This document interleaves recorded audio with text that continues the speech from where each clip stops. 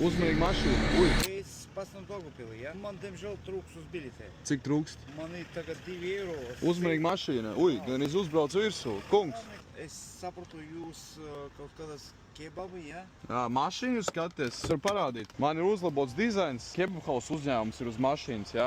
Te man ir čūšpits uzņēmums virsū. Uzņēmumiem ir iespēja vēl rezervēt pāris vietas un tikt uz auto. Man ir 1, 2, 3, 4 uz kapota. Jā, varbūt jums ir iespēja man bišķiņu palzēt, un es varu noreklamēt jūsu produktu. Jūs pašam uzņēmums ir, jā? Manam draugam. Tā jūs draugs var vēl sazināties ar mani, jo man brīva vieta reklāmā ir. Labi, bet varbūt jums pāris nopirkt arī, kungs. Nu jā, es būšu paticīgs.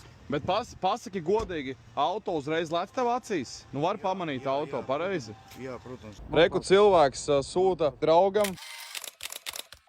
Daudz vietas priekš reklāmai, ja? Un viņa ir uz acīm. Brīva vieta diezgan plaša ir. Un ļoti skaisti un ļoti, man patīk.